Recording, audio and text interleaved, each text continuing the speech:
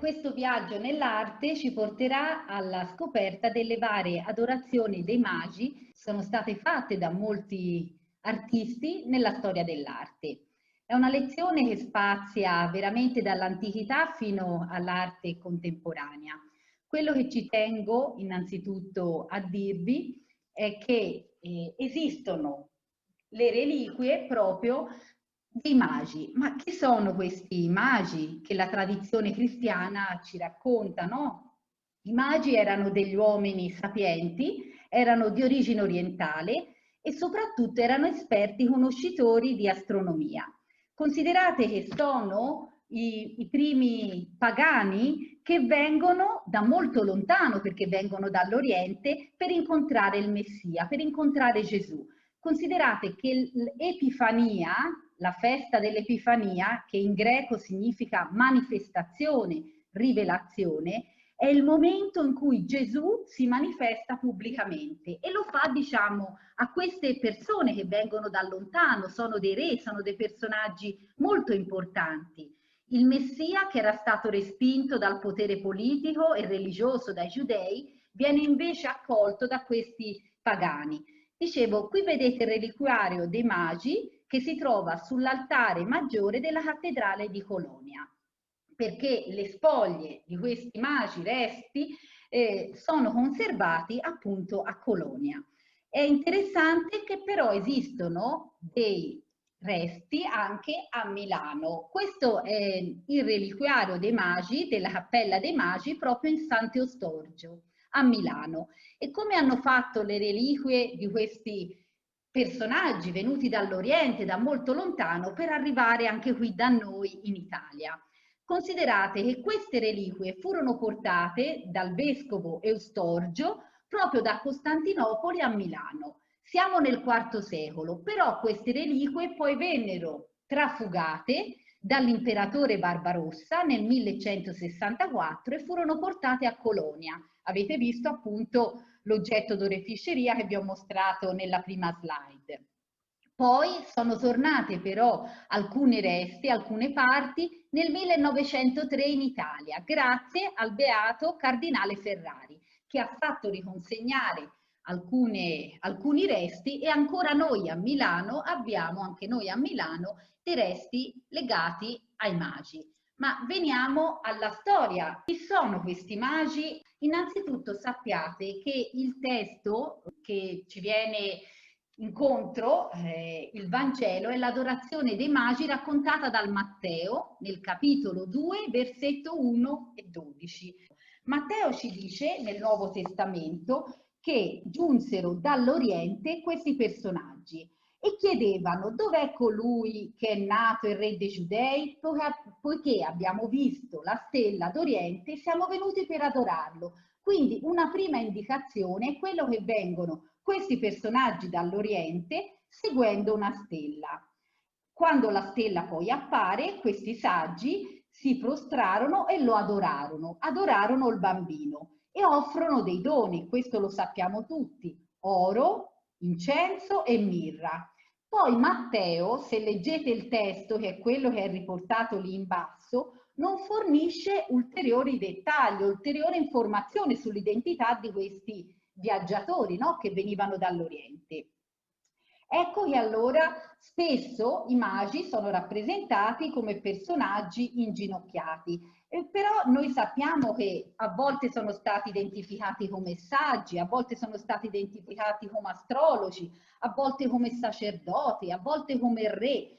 Ecco che allora capiremo che la loro rappresentazione è molto antica. Guardate per esempio, qui siamo nelle catacombe di Priscilla a Roma e sono rappresentati ad affresco i magi che portano i loro doni, che poi vedremo a cosa si riferiscono questi doni. L'oro si riferisce alla regalità di Cristo, l'incenso al suo ministero sacerdotale, mentre la mirra riconosce Dio come uomo.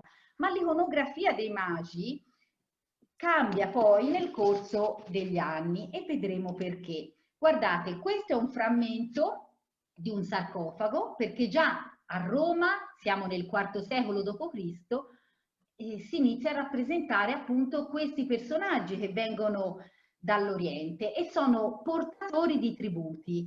L'idea di portare dei doni è già un'iconografia che veniva utilizzata anche nelle culture del Mediterraneo antico, per esempio anche nella cultura egizia c'è l'idea di portare i doni alle persone importanti. Quindi questa iconografia di epoca romana si rifà ancora e vede i magi come portatori di nomi equiparata ai portatori di tributi e l'omaggio che veniva fatto ai grandi potenti. Considerate che all'inizio i personaggi non sono solo 3 come siamo abituati a vedere, ma sono anche 5, 6, anche di più.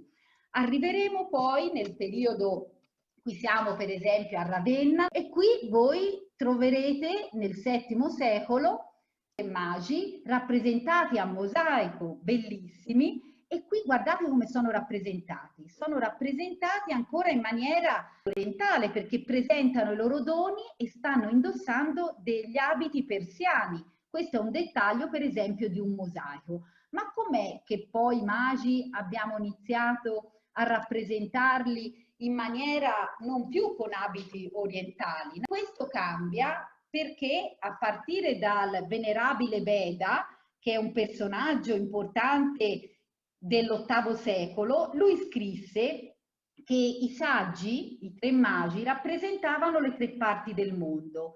Lui è il primo che identifica un magio più anziano, con la barba e i capelli bianchi, un magio invece che era più di mezza età, e poi un magio invece più giovane, generalmente quello più giovane con la carnagione anche più scura.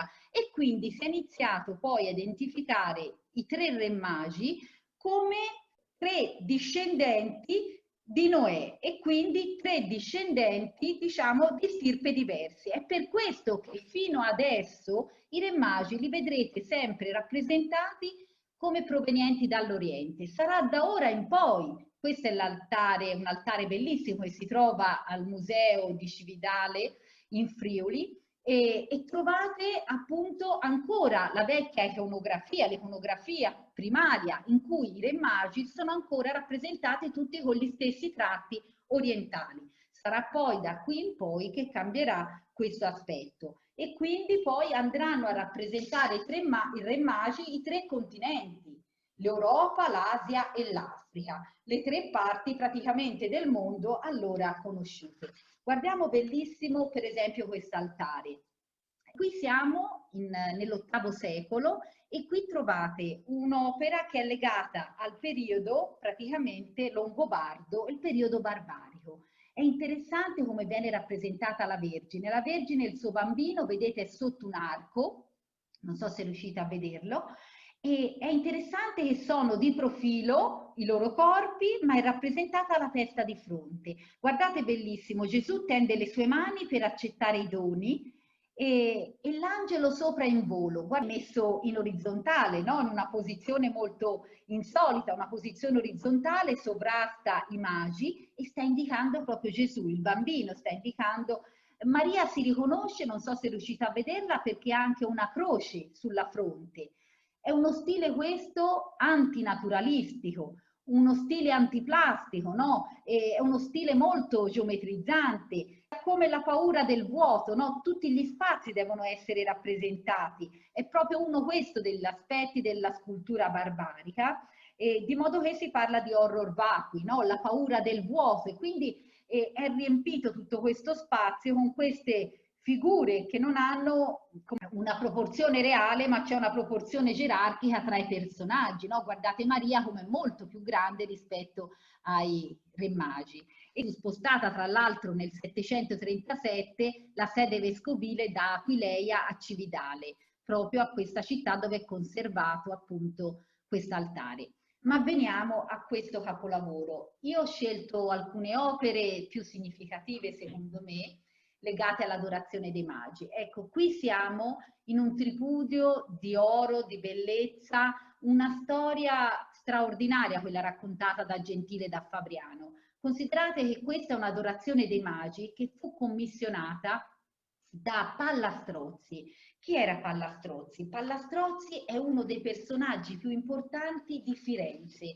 È un personaggio che però fa parte della fazione antimedicea, vale a dire che non è dalla parte dei medici. Sapete, a Firenze i medici sono state una delle famiglie più importanti. Ecco, la famiglia degli Strozzi verrà anche esiliata nel 1434. Qui invece sono gli anni d'oro in cui Pallastrozzi commissiona quest'opera a Gentile da Fabriano nel 1420. Era l'uomo all'epoca più facoltoso e più importante di Firenze. Aveva una ricchezza che è documentata tra l'altro dal fatto che lui spendeva anche molti soldi per finanziare anche la città di Firenze. Non so se lo sapete, ma lui paga ben 300 fiorini l'anno a sue spese, fiorini d'oro, affinché a Firenze ci sia l'insegnamento del classico. E quindi lui paga al Crisolora, viene istituita una cattedra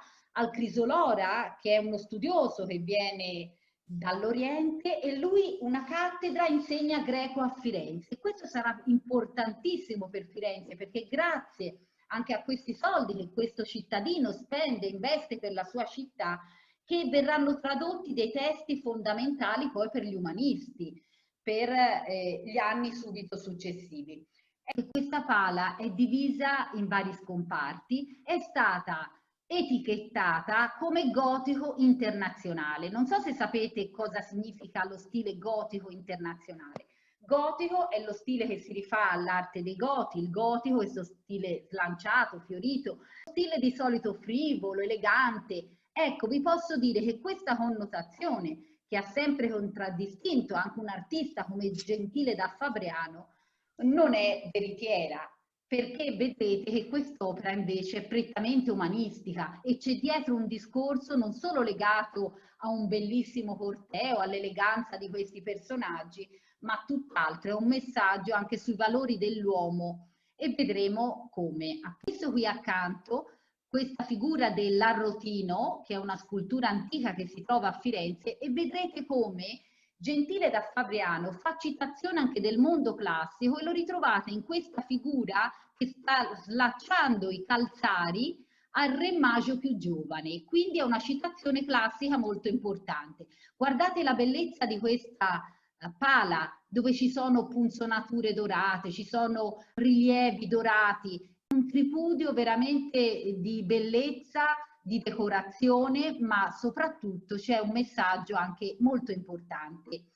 Allora, vi invito a guardare com'è divisa la pala. La pala è divisa, vi faccio vedere, su vari livelli. Guardate in alto, dove ho messo questa linea, in alto c'è Dio Padre, nella cimasa in alto, nel tondo, e poi ci sono profeti che hanno annunciato la nascita di Cristo, lo vedete? E poi avete a sinistra l'angelo che annuncia, e a destra Maria nel tondo più piccolo, nei tondi più piccoli al lato avete Maria, la madre di Gesù, che riceve appunto il momento dell'annunciazione. Guardate, se andiamo avanti, la pala può essere divisa, possiamo leggere anche le lunette. Abbiamo anche in queste lunette che vedete qua su in alto, sotto la cimasa, e trovate la storia e il percorso dei magi, di come partono. Vedete, sono qui su una specie di montagna, una montagnola, e iniziano il loro viaggio. Vedrete che qui succede qualcosa di molto importante, ve lo mostro poi più nel dettaglio. Iniziano il loro percorso che li condurrà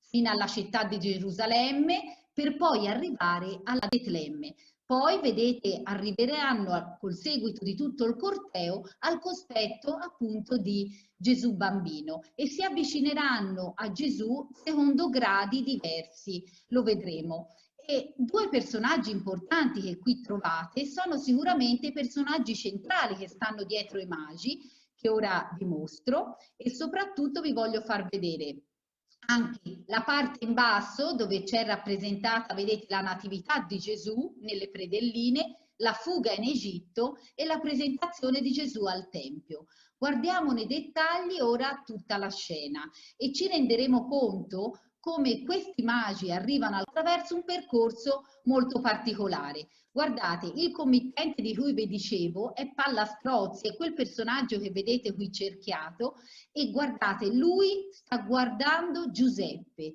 è come un suo punto di riferimento, è come se lui si calasse nelle vesti di Giuseppe. L'altro personaggio, l'unico che sta guardando verso di noi, invece è il figlio, è Lorenzo, è il figlio di Pallastrozzi, che è l'unico che partecipa e ci guarda. Vi invito a vedere poi altri particolari. Questa è la lunetta di cui vi dicevo. In alto i re magi hanno visto la stella, c'è il cielo dorato, e qui si sta compiendo però alle porte della città un omicidio. Quindi guardate, c'è il corteo dei magi, si stanno incamminando, ma qualcuno sta agendo in maniera non buona, non secondo i principi cristiani. I magi stanno attraversando per giungere alla città di Gerusalemme, queste sono le lunette. Guardate, c'è un piccolo ruscello da attraversare, è un piccolo ostacolo che però crea disordine, perché ci sono quelli al seguito dei magi, che sono i magi stessi, che sono calmi e tranquilli. E invece c'è la reazione di questi altri dietro, vedete, che hanno impeti rabbiosi e che in un certo senso non sanno affrontare certi ostacoli che la vita riserva. Guardate poi l'entrata in Betlemme. È bellissimo questo, perché è un invito qui, questa semplicità nel paesaggio, un invito anche alla riflessione, questo deserto pittorico che si intravede prima di far entrare tutto il corteo ci porta a una dimensione di riflessione e contemplazione. Guardate gli sguardi di tutti, ci sono personaggi che si distraggono, personaggi, lo vedrete, che sogghignano, che ridono, personaggi che vanno a caccia, ci sono coloro che hanno forma senza contenuto, persone che non si curano di quello che sta avvenendo e ignorano la salvezza che viene portata, l'annuncio del Cristo, e anzi ridono, sghignazzano, guardate. E qua invece vedete i due personaggi che vi dicevo, Pallastrozzi e il figlio invece che sta guardando verso di noi. Guardate ora i tre re magi, sono espressione, diciamo, di gradi di avvicinamento sempre maggiori al Cristo. Presentano le virtù ecclesiastiche. Tutti e tre hanno la scienza, tutti e tre i re magi. Poi il magio medio ha la scienza e l'obbedienza. Guardate quello più anziano, ha la scienza, l'obbedienza e la carità, assommate in sé tutte le virtù, perché la virtù si oppone alle passioni. E quindi è un'osservazione bellissima anche questa palla su tutta l'umanità, su tutte le espressioni. E è bellissimo, dicevo, come il magio si avvicini al Cristo e lo sta toccando il piedino, vedete? E Gesù bambino risponde facendo una carezza, vedete, sopra la testa del re magio più grande. È una progressione, dicevo, straordinaria, è un colloquio però di conoscimento reciproco, quello che c'è tra Gesù bambino e il magio. E vi invito a rivedere anche come la pala sia suddivisa anche verticalmente. Guardate, la prima parte, se la dividiamo verticalmente, rimanda alla discesa della luce, i re magi che seguono la stella, Gesù come luce che viene nel mondo e che nasce nella predella. C'è una lettura appunto anche verticale. Nella fascia centrale è il tema della regalità. Nel cripeo in alto, nel tondo in alto trovate Gesù benedicente, qui trovate i re magi e i re magi anche sotto che arrivano al cospetto di Cristo, e poi trovate la fuga in Egitto. Mentre l'ultima fascia è quella della entrata, della porta, dell'ingresso. Maria riceve lo Spirito Santo nell'Annunciazione, i magi che arrivano a Betlemme, e qui il corteo che sta entrando e Gesù in basso nella predella, Gesù che viene presentato al Tempio, che entra per la prima volta al Tempio. Guardate la bellezza anche di queste decorazioni floreali, questi bouquet che ricordano molto anche la cornice della porta nord di Lorenzo Ghiberti. E veniamo a un'altra adorazione dei magi. Questa è diametralmente opposta. Sapete dove siamo? Qui siamo sempre È un'opera che si trova ai musei di Berlino e i musei statali, è l'Adorazione dei Magi di un grande artista, è Masaccio. Masaccio che fa l'iconografia più classica, è quella di rappresentare l'Annunciazione praticamente in orizzontale. È quello che è stato per anni, di rappresentare l'Annunciazione in orizzontale.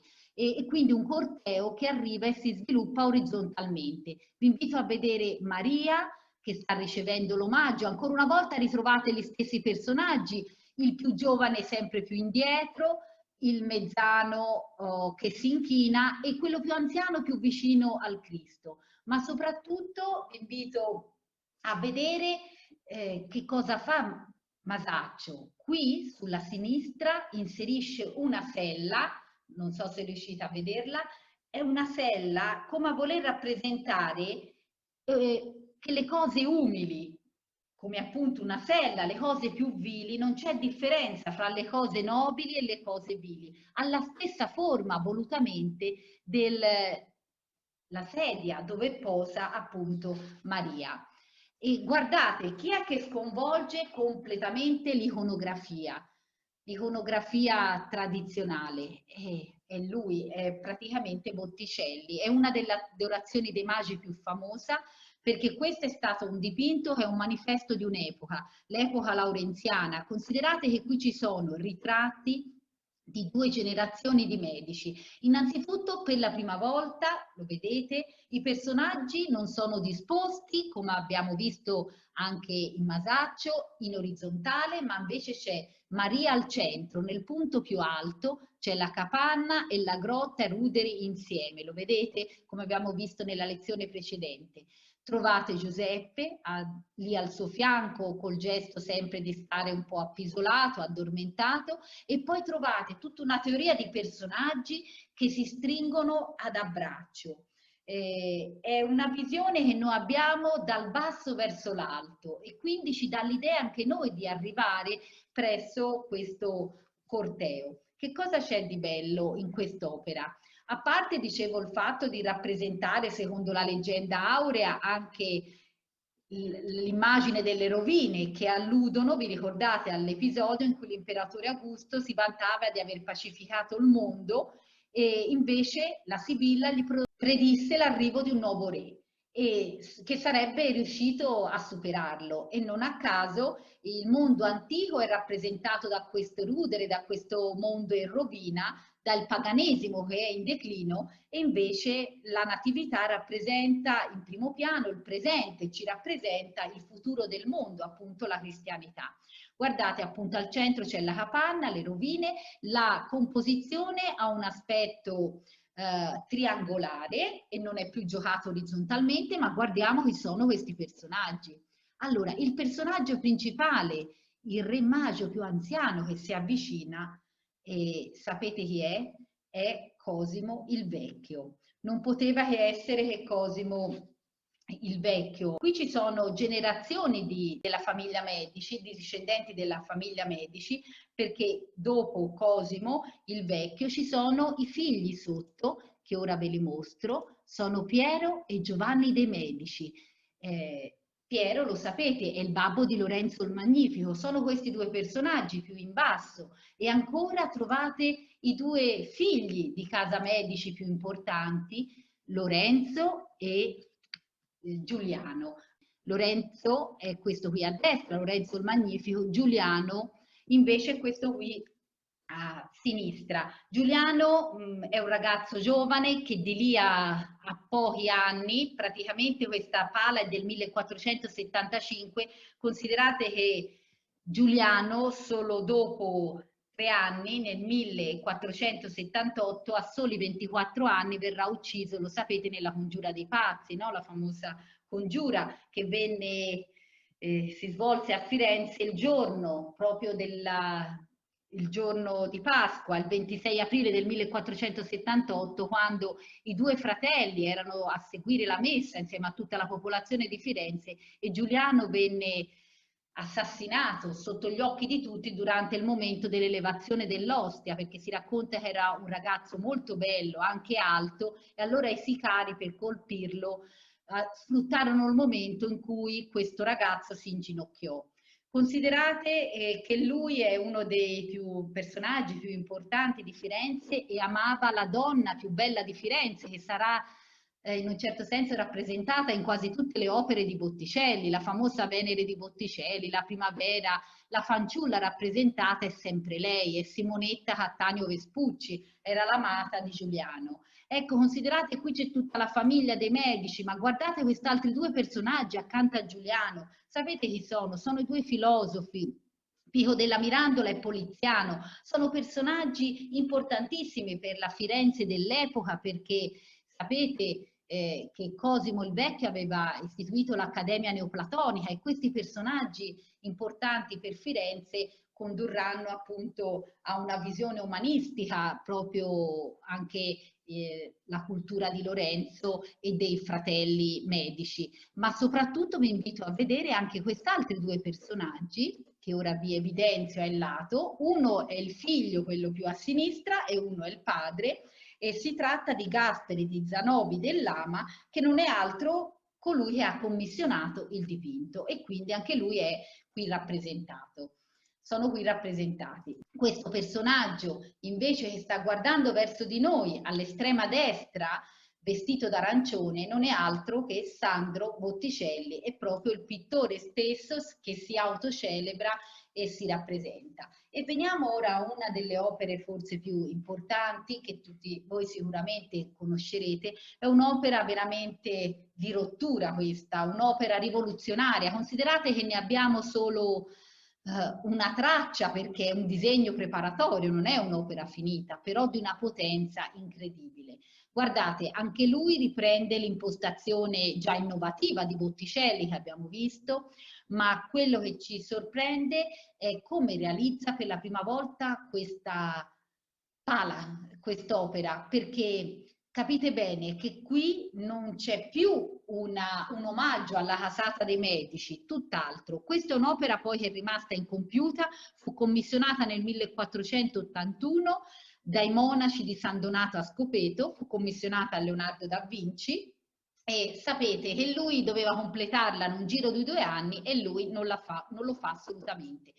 Considerate, sono gli anni in cui Leonardo scriverà la lettera di raccomandazione anche a Ludovico il Moro, lo Sforza, e vorrà andare a Milano, tanto che poi Leonardo andrà a Milano.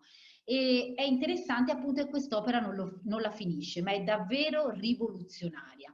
Innanzitutto vi voglio dire che cosa scrive Vasari riguardo a Leonardo, che secondo me sono cose fondamentali per capire quest'opera. Ci dice Vasari che si mise a imparare molte cose e cominciate poi le abbandonava.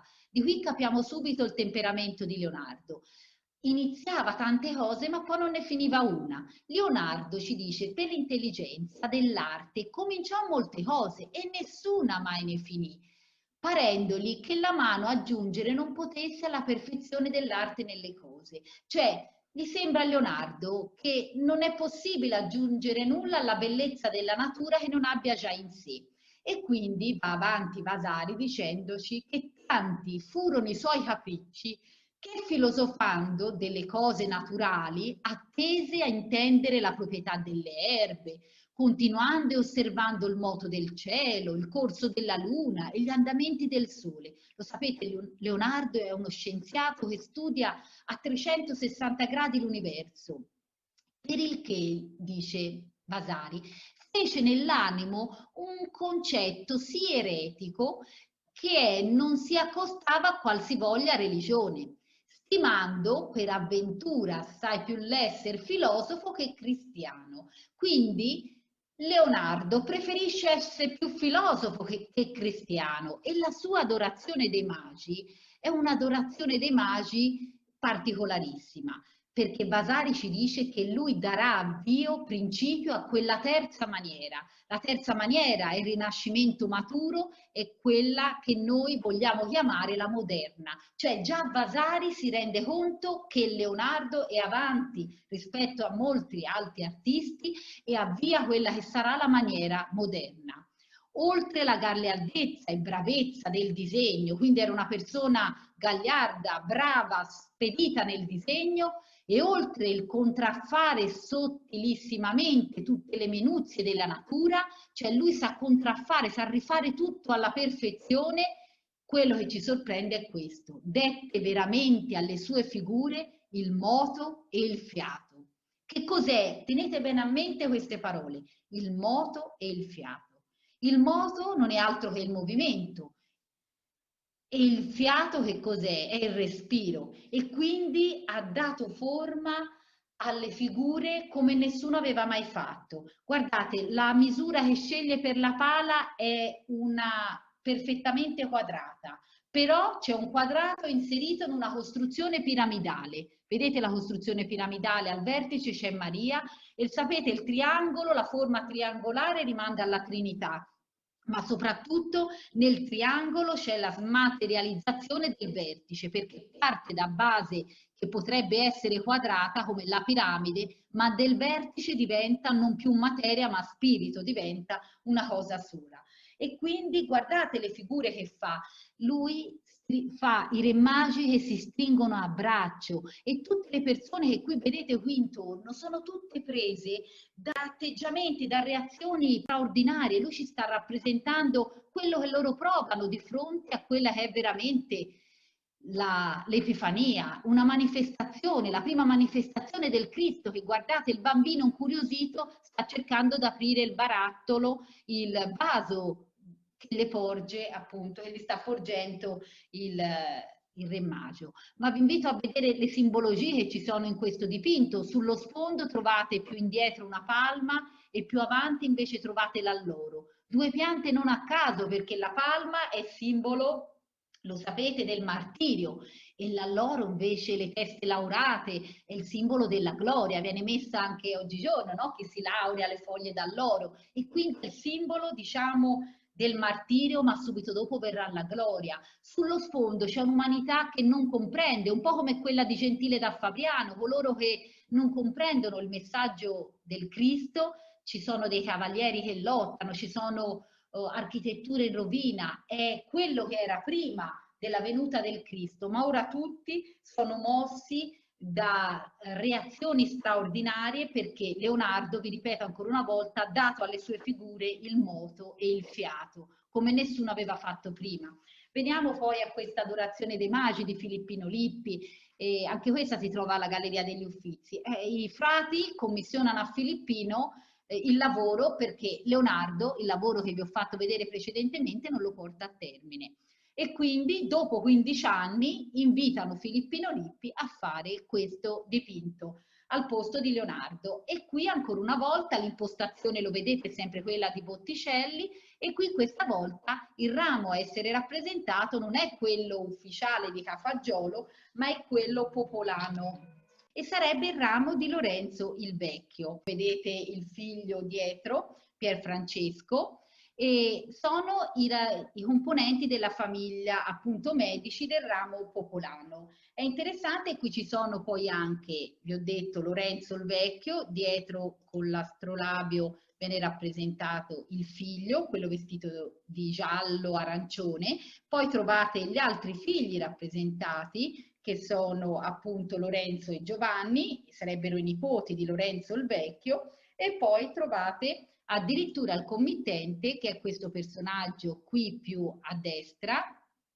che è Piero del Pugliese, che era colui che fece da intermediario con i monaci, e i monaci noterete che non sono minimamente rappresentati. Questo perché non sono rappresentati? Perché praticamente questo è un dipinto, al pari di quello di Botticelli, potrei definirlo un dipinto politico, perché i Medici, il ramo quello ufficiale, era stato cacciato da Firenze, e quindi era stato cacciato esattamente 2 anni prima, nel 1494, e qui siamo nel 1496, e questo è il ramo, in un certo senso, che aderì alla Repubblica di Savonarola e che quindi poté restare a Firenze, e per questo è come un manifesto politico, e quindi i monaci non vengono in un certo senso rappresentati per non essere implicati in situazioni anche politiche. Questa è l'Adorazione dei Magi, che si trova a Los Angeles. È un'opera straordinaria, perché Andrea Mantegna ci raffigura la sua Sacra Famiglia,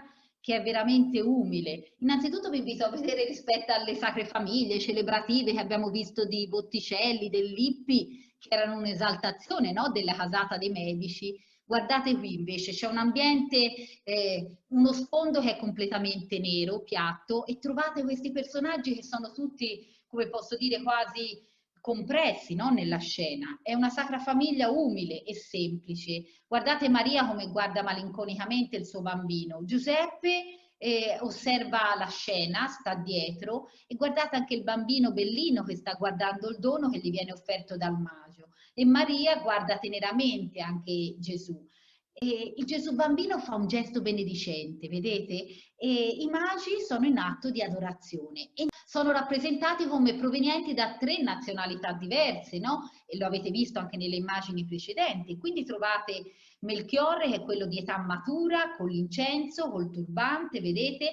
E c'ha un incensiere turco in mano al bambino, è quello di mezza età che offre un incensiere e vedete è realizzato in diaspro. Invece il più giovane è africano, è un moro africano, lo vedete, che porta una sorta anche lui di tazza dove viene contenuta la mirra, e poi trovate invece il più anziano che ha una tazza di porcellana e porta l'oro, infatti sta uscendo di lì un oggetto d'oro. È interessante che quello che colpisce sono le intense espressioni di questi personaggi e i recipienti preziosi che abbiamo visto in diaspro, appunto in porcellana cinese e così via, riflettono il gusto raffinato proprio di Isabella d'Este, perché questi oggetti erano proprio nelle collezioni di Isabella d'Este nel Palazzo Ducale appunto a Mantova. Anche questa è una delle adorazioni dei magi molto particolari. E veniamo ora a questa adorazione dei magi particolarissima di Albrecht Dürer. Albrecht Dürer è un personaggio, anche questo fuori da tutti gli schemi, e ci raffigura un'adorazione dei magi dove manca Giuseppe. L'avete notato? Giuseppe qui non c'è. C'è Maria che questa volta è seduta sulla sinistra. Vedete, Maria è seduta sulla sinistra e Gesù bambino invece è in collo a lei e sta già dialogando con il magio più anziano. E il magio più anziano è quello che si è avvicinato più di tutti, vi ricordate? È colui che ha la scienza, l'obbedienza e la carità, le 3 virtù ecclesiastiche più importanti, e la carità, l'abbiamo detto, è quella del darsi agli altri, è qualcuno, il magio in questo caso, che vuol sondare il mistero a livello veramente umano, vuol cercare un dialogo con questo bambino, guardate, e si riconoscono entrambi. Il magio invece di mezza età è un autoritratto di Dürer. Pensate che Dürer a quest'età ha 33 anni e si raffigura, come molti altri autoritratti, come un personaggio dai capelli lunghi, come vedete in questo caso, e ha gli oggetti che voi vedete che stanno portando i magi, che hanno oro, incenso e mirra, lo abbiamo già detto, sono oggetti preziosi e guardate oreficerie particolarissime, e non a caso Dürer le conosceva bene perché suo padre era un orafo a Norimberga. Pensate che qui c'è un misto della sapienza dell'arte anche fiamminga, unita però alle conoscenze anche dell'arte veneta, dell'arte italiana, perché Dürer viene in Italia ben 2 volte, fa 2 viaggi. Era venuto una prima volta nel 1494-95 e poi ci ritorna una seconda volta nel 1505, il 506 il secondo viaggio. È interessante che lui si sposa, appena sposato, invece di portare, come si farebbe noi oggi, la moglie in viaggio di nozze in Italia, la lascia a casa e ritorna lui in Italia. Viene in Italia e si trova talmente bene perché conosce personaggi del calibro anche di Tiziano, giovane. È interessante che lui scriverà poi una lettera a un amico di Norimberga nel 1507, scrive a questo amico e gli dice che lui qui in Italia si trova benissimo e che lui ha uno status sociale molto elevato rispetto a quello che aveva in Germania. Lui dice in Germania, dice queste proprio testuali parole, sarei stato un parassita, dice, mentre qui in Italia vivo da signore perché mi riconoscono le mie qualità. Ecco che qui viene rappresentato appunto tutta l'iconografia che già conoscete dei ruderi sullo sfondo, ma vi invito a vedere l'attenzione che mette Dürer al dettaglio naturalistico, perché questi animali che vedete, la farfalla vicino a Maria, posizionata, vedete, vicino alla veste di Maria dove è seduta, oppure trovate il cervo volante, qua in basso a destra, sono elementi sicuramente naturalistici ma anche con una valenza simbolica importante. Un dettaglio, c'è anche questo personaggio qui che vedete che fruga in una borsa, che sta rubando al Re Magio, vedete questo qui, al Re Magio più giovane, inavvertitamente aveva lasciato la borsa e sta rovistando. Purtroppo è brutto da dire, ma qui siamo all'origine del razzismo e per la prima volta viene raffigurato un nordafricano, appunto i lineamenti sono quelli nordafricani come il ladro, no? Già c'erano casi di razzismo anche allora, siamo nel 1504, vi ricordo. Qui sullo sfondo trovate cavalli imbizzarriti, come avevamo visto anche nel quadro, vi ricordate, di Leonardo da Vinci, ma bellissima per esempio anche l'immagine di Maria che appare proprio una donna piena di grazia e guardate Maria, lo vedete anche da come è vestita, non è la donna abituata dell'arte italiana, ma sembra avere una domestica, sembra una donna domestica, una bellissima Madonna, ma terrena. Guardate anche il velo bianco che ha in testa, è un velo che di solito si mette per uso pratico, no? Per raccogliere i capelli mentre si fanno anche le faccende quasi di casa, no? E se questa Maria si alzasse in piedi sarebbe una bella signora di una grande statura, differente dalle donne italiane, ma più una donna del nord Europa. Vi invito poi a vedere appunto anche il Magio, questo qui più giovane che porta, non si vede benissimo, il suo dono che ha un serpente che si morde la coda in cima, un anello a chiusura che raffigura praticamente l'eternità, no? E vi invito a vedere dove Dürer firma, perché lui firma sempre le sue opere, nel questo cerchio in basso che io ho messo sulla pietra firma proprio Albert Dürer. Del Tintoretto, l'Adorazione dei Magi, qui siamo in ambito veneto e qui vedete come trionfi il colore, trionfa questa pennellata molto spedita, è una Adorazione dei Magi molto terrena in cui si vede, lo capite bene, si riesce a vedere tutti i dettagli di questa scena, no? Persone indaffarate, gli angeli che stanno arrivando e i re magi, vedete, secondo una posizione tipica orizzontale, arriva al corteo. Qui trovate un'opera di Artemisia Gentileschi, è un'altra straordinaria artista, siamo all'epoca di Caravaggio e quindi un taglio completamente diverso, anche lei, vedete c'è questa diagonale che si forma tra i re magi che si spingono anche loro qui ad abbraccio verso il bambino.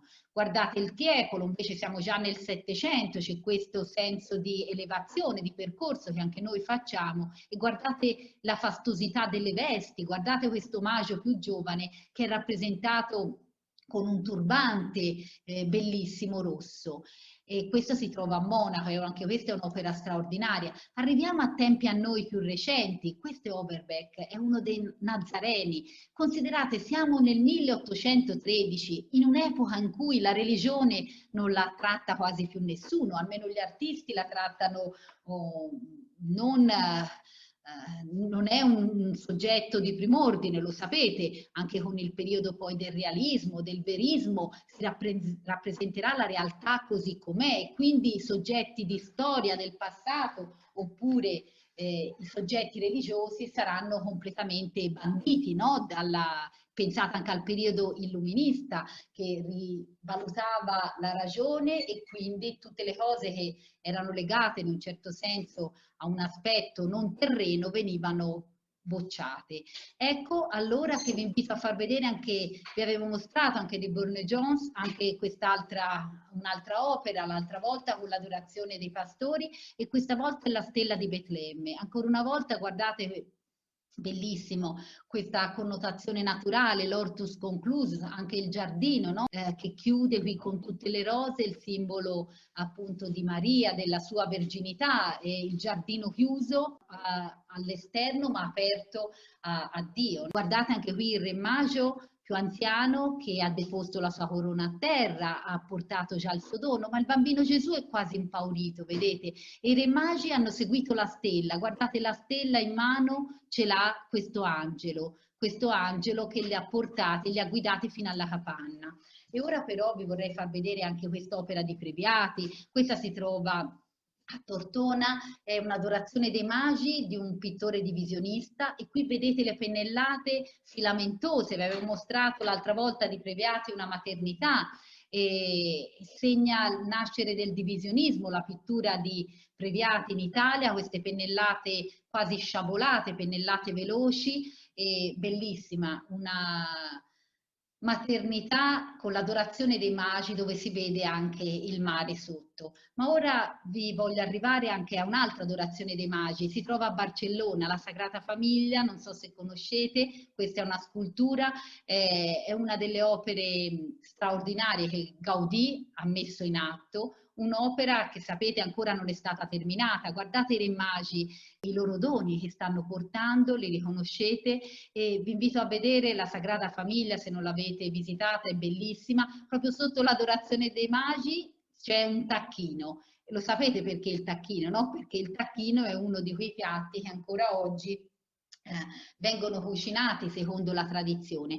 Non so se conoscete, vi volevo riportare le drammatiche vicende che colpirono anche Gaudì quando è morto, perché Gaudì stava lavorando alla Sagrada Famiglia, aveva appena lasciato il suo lavoro, che venne arrotato da un tram. Venne arrotato da un tram, ma pensate, si racconta che lì per lì non fu riconosciuto da nessuno, nessuno riconobbe la sua identità perché aveva un abbigliamento anche molto umile e trasandato, era stato finora a lavorare.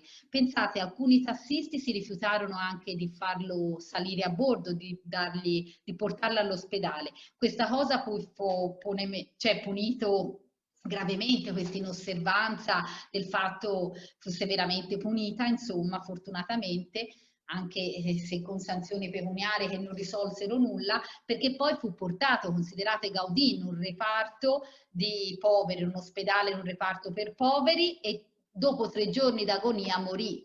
Ecco, morì compianto poi da tutti quando si scoprì che era morto il grande architetto catalano. C'è questa bellissima poi Natività di Emil Nold, ve la volevo far vedere perché si trova in Germania. Io credo sia una delle opere straordinarie di Emil Nold.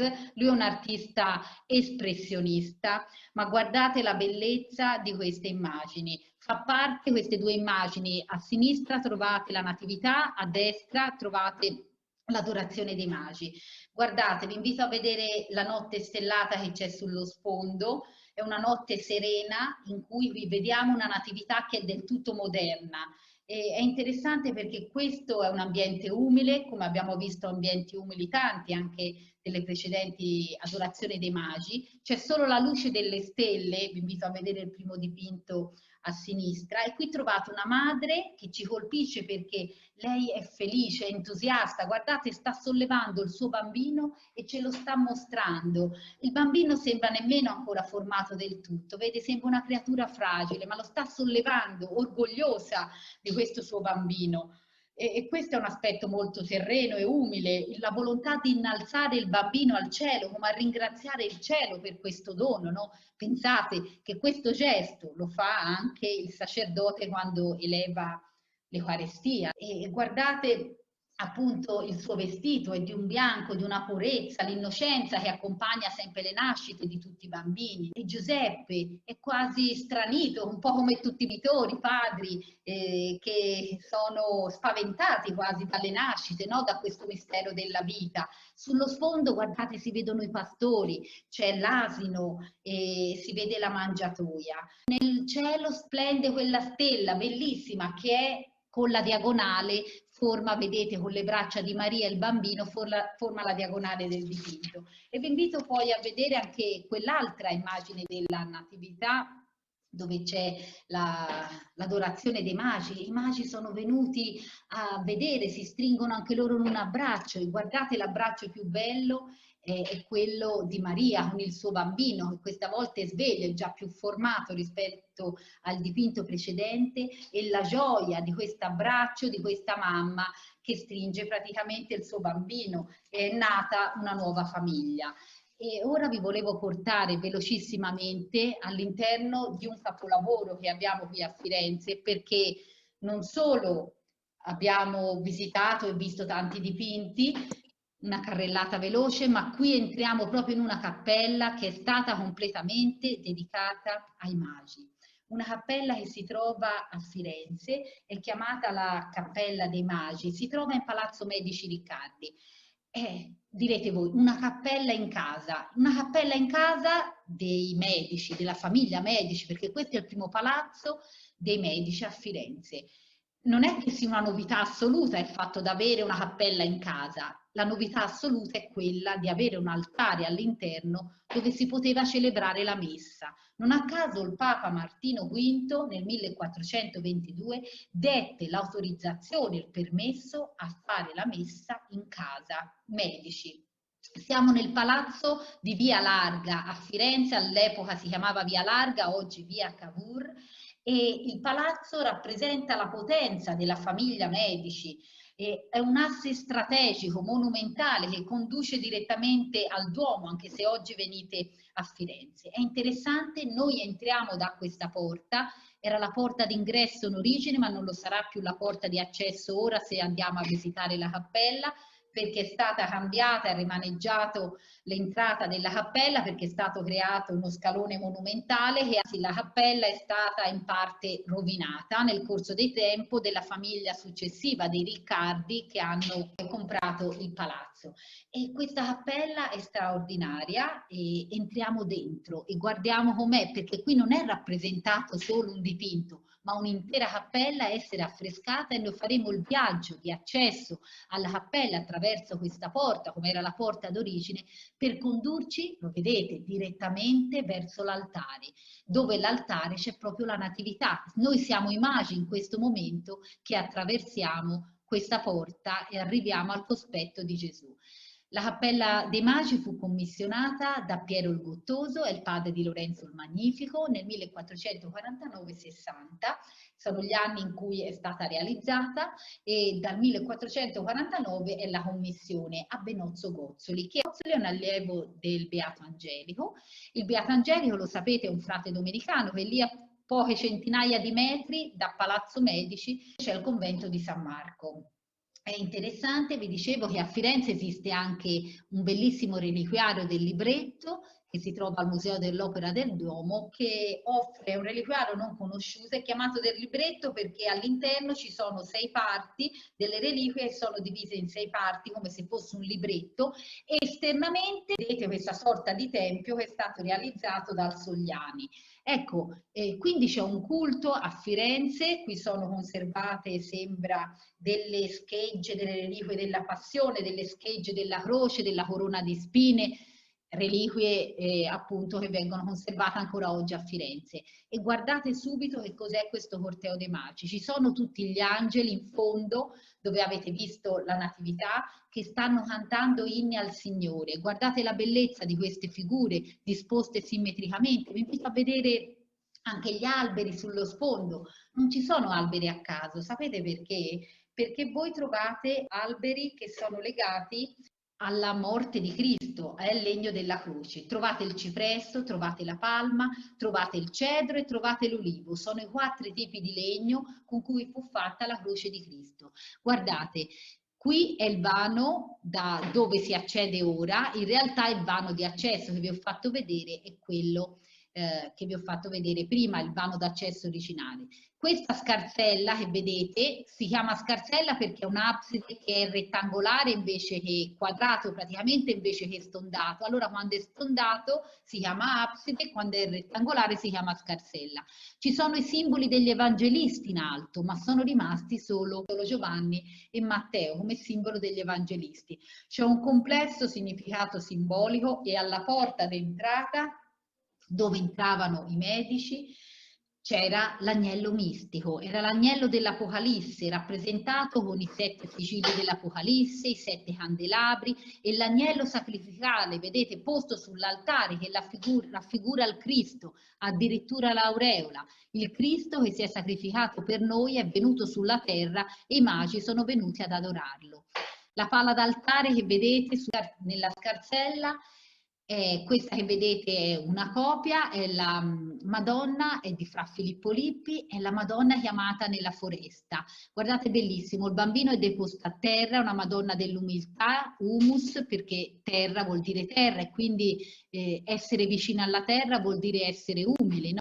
E guardate San Giovannino e poi trovate San Bernardo di Chiaravalle subito sopra e in asse trovate Dio Padre, vedete la colomba dello Spirito Santo e con raggio di luce inonda il corpo di Gesù luminosissimo e guardate, e qui non c'è Giuseppe e troverete una foresta, guardate, che rifiorisce dalla presenza del Cristo, perché il bambino è inondato da questa luce, lui riporta la vita anche nella foresta. Guardate, bellissimo questo bambino, che gesto dolcissimo che fa.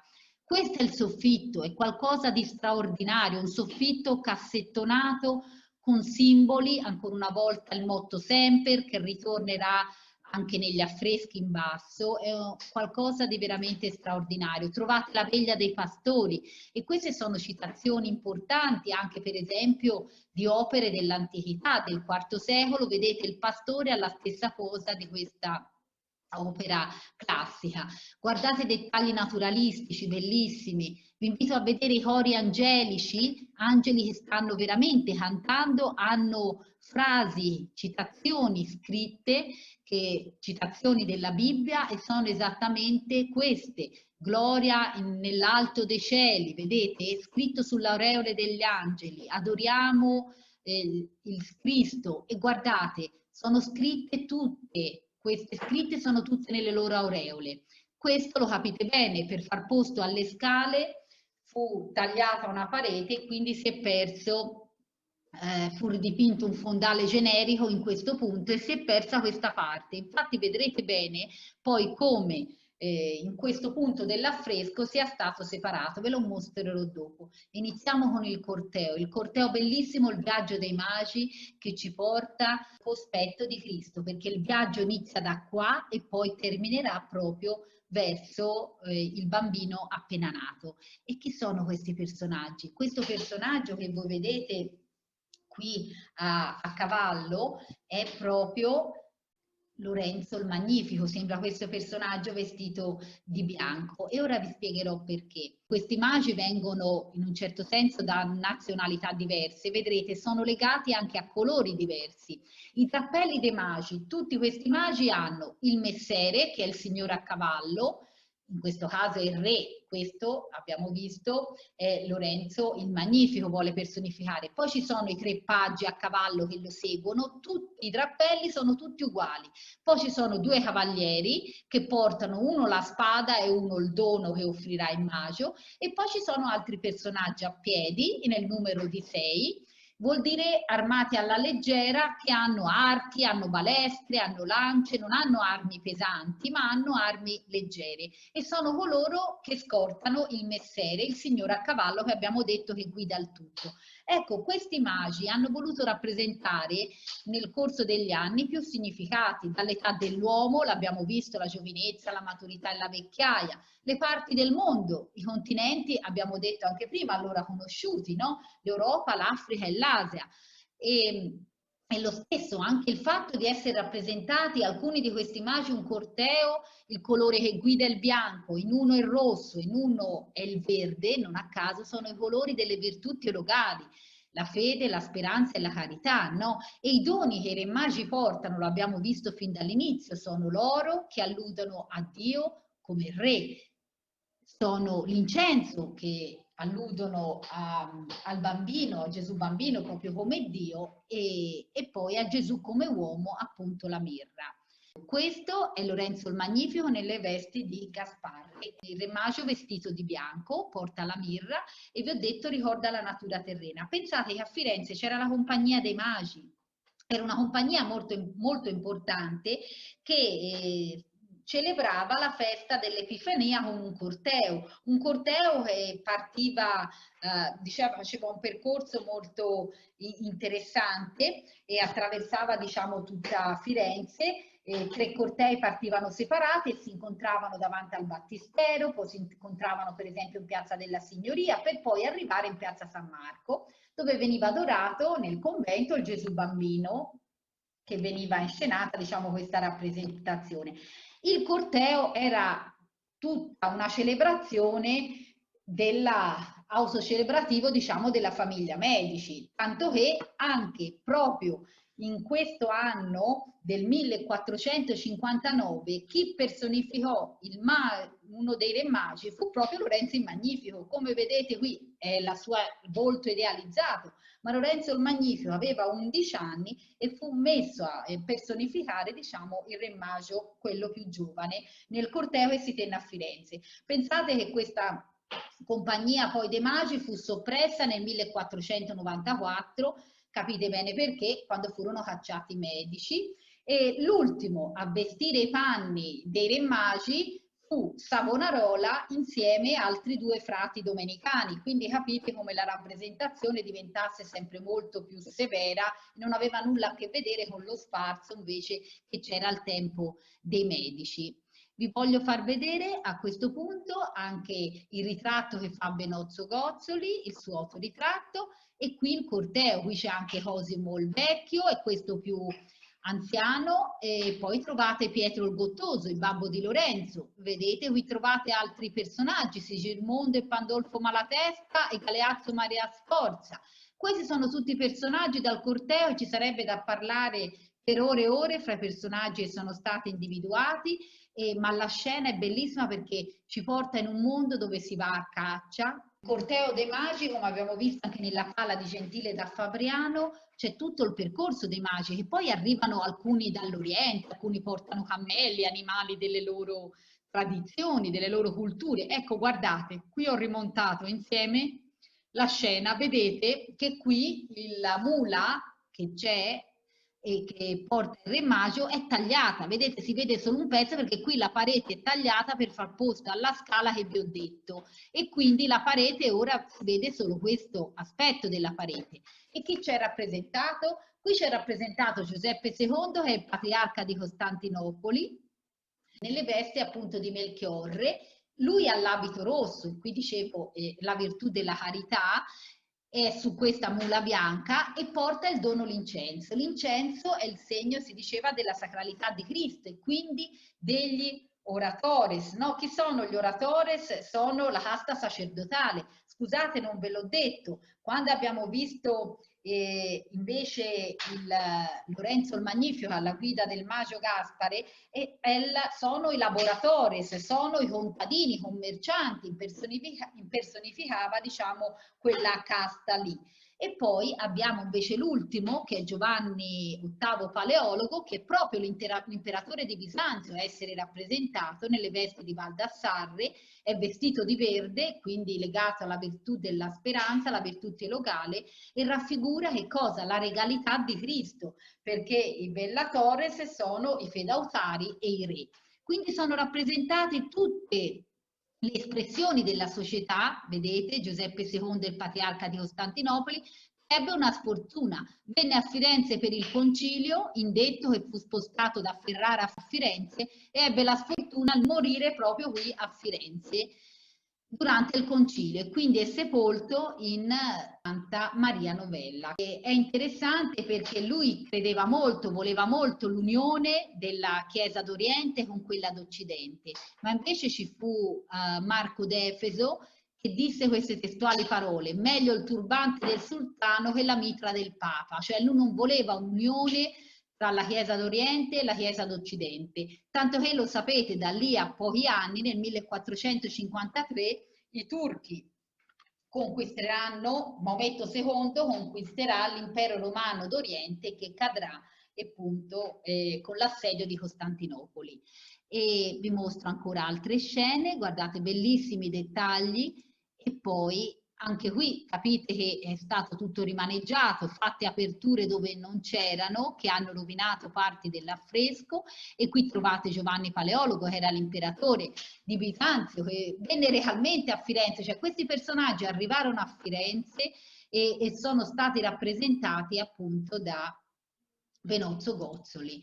Guardate, chiudo con l'ultima immagine, un'immagine naturalistica, bellissima sullo sfondo. Questo potrebbe essere un castello come ne abbiamo qui, anche nel Mugello, lo sapete, a Cafaggiolo per esempio, al Trebbio.